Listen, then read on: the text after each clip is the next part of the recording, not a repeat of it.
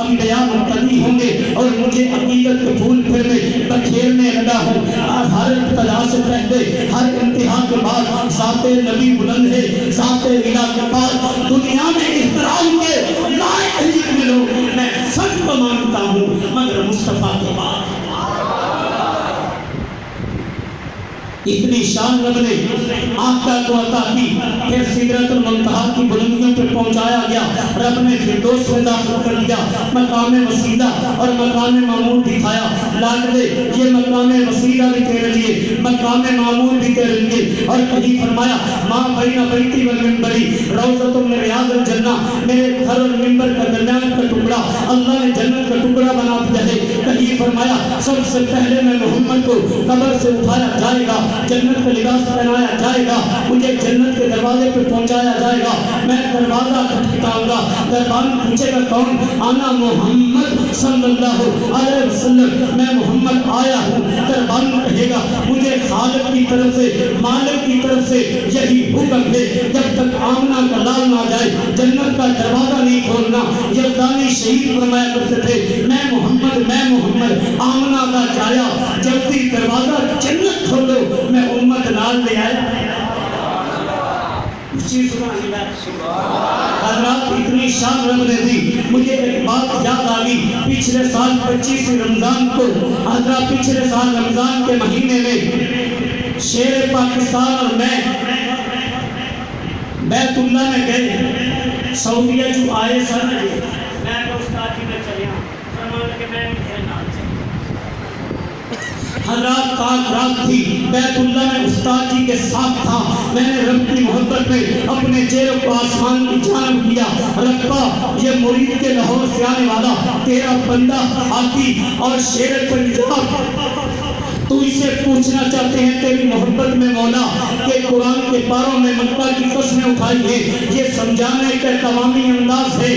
حضرات کیا ربا مکہ کی قسمیں کس نے اٹھائی؟ مکہ میں بیت اللہ ہے، تیرا گھر ہے، ایک نماز پڑھی جائے لاکھ کا ثواب ملتا ہے۔ فرمایا نانا مکہ نہیں، مکہ کی قسمیں اس لیے اٹھائی، مکہ میں بیت اللہ ہے، ربا مکہ کی قسمیں اس لیے اٹھائی، مکہ میں حجر اسود ہے، جنت سے آیا ہے، چوما جائے تو گناہ ملتے ہیں۔ فرمایا مکہ کی قسمیں اس لیے اٹھائی، حجر اسود ہے، ربا مکہ کی قسمیں اس لیے اٹھائی، مکہ میں صفا مروہ ہے، سائی کی جائے تیری رضا ملتی ہے۔ فرمایا مکہ کی قسمیں اس لیے اٹھائی، صفا مروہ ہے، ربا مکہ میں زمزم کا پانی ہے، پیا جائے تو شفا ملتی ہے۔ فرمایا مکہ کی قسمیں اس لیے اٹھائی، زمزم کا پانی ہے، ربا یہ جنڈا والا کے لوگ پوچھنا چاہتے ہیں مکہ کی قسمیں کیوں اٹھائی؟ مالک فرماتے ہیں خاکی میں بندوں کو میرا قرآن سنا دو، لا اقسم بہذا البلد وانت حل بہذا البلد، مکہ کی قسمیں خالق نے اس لیے اٹھائی، مالک کائنات نے اس لیے اٹھائی، ان مکہ کی گلیوں نے آمنہ کے در یتیم کے خاتم النبیین کے قدم چومے ہیں۔ حضرات اتنی شان رب نے دی، اتنا مقام رب نے دیا۔ آپ کے میں نے پہلے بات کی تھی، اشتہار پر لکھا ہے سیرت النبی و عظمت قرآن، یہ تو آقا کی شان ہے۔ اور ایک حدیث پاک سنا کے سینہ ٹھنڈا کر دوں، فضلت علی الانبیاء بست، مجھے 6 چیزوں میں اللہ نے نبیوں پہ فضیلت دی۔ اوتی تو جوامع الکلم، بات مختصر جامع بڑی، جیسے حافظ مسعود الانصار جامع بات کر رہے تھے، اللہ بزرگوں کی حفاظت فرمائے، ہم پہ سایہ رکھے، نصرت کو پہ روک، اللہ نے دشمن پہ روک ڈال دیا، اور ہمت لیے بنائے، مال غنیمت کو حلال کر دیا، اور سیر تو الى الخلق کافا، مجھے پستی علاقے قوم کا نہیں کائنات کا بڑا بنایا ہے، خاتمہ النبیون، مجھے خاتم النبیین بنایا ہے، اوتی تو شفا، جب قیامت کا دن ہوگا سورج 1 میل یا 1.25 میل کے فاصلے پہ ہوگا، آدم علیہ السلام، نوح علیہ السلام، خلیل اللہ، صبی اللہ، کلیم اللہ انبیاء جواب دے دیں گے، آقا کے پاس آئیں گے۔ فرمایا ہر نبی کے لیے دنیا میں سپیشل دعا ہوتی ہے، میں نے دعا قیامت کے دن امت کی سفارش کے لیے بچا لی۔ آپ اٹھیں گے رب کی بارگاہ میں سر سجدے میں رکھ دیں گے، رب امتی، عرش والا کہے گا ارفع راسک، لاڈلے سر اٹھا، مانگنا تیرا کام ہے، عطا کرنا میرا۔ ارے اتی تو شفاعت کے رتبے پہ فیض کیا.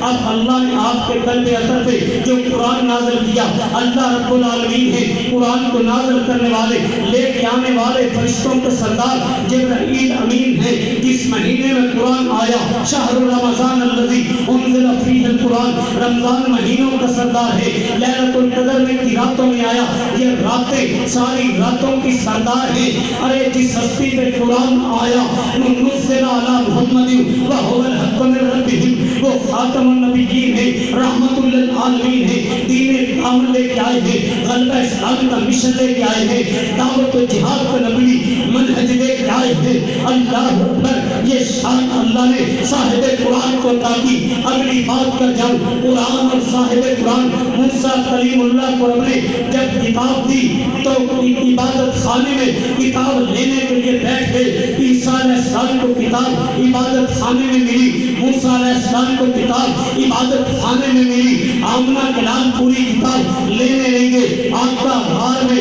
رب کی وحی, غار میں آقا بدر میں رب کی وحی نازل ہو رہی ہے, بدر میں آقا احد میں رب کی وحی نازل ہو رہی ہے, احد میں آقا سفر میں رب کی وحی نازل ہو رہی ہے, سفر میں پھر مجھے جنہ والا میں عقیدت کے پھول بکھیرنے دو. آقا صدیق کائنات کے بستر پہ, اور جس کے بارے میں جس کی شان کو جب خطیب یورپ و ایشیا قاری عبدالحفیظ رحمت اللہ علیہ بیان کرتے تھے, لوگوں کی آنکھوں سے آنسو بہتے تھے, وہ امی عائشہ رضی اللہ تعالیٰ عنہا جو آقا کو مسواک چبا کے دیتی تھی, جو آقا کے ساتھ دوڑ لگاتی تھی, اور جن کے بستر پہ رب کا قرآن نازل ہوتا تھا, اور جن کی شان میں رب نے سورہ نور کو نازل کیا.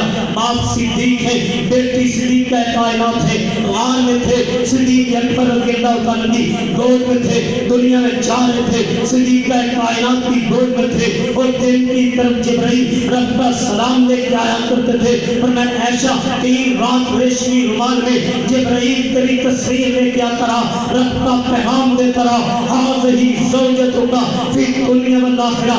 عائشہ دنیا میں بھی تیری بیوی ہے, آخرت میں بھی تیری بیوی ہے. تو میں بات کر رہا ہوں امی عائشہ رضی اللہ تعالی عنہا کی. اللہ کی کسی پوچھنے والے نے پوچھا آقا کا اخلاق کیا تھا, کانا خلق القرآن, قرآن کے 30 پارے آقا کا اخلاق ہے.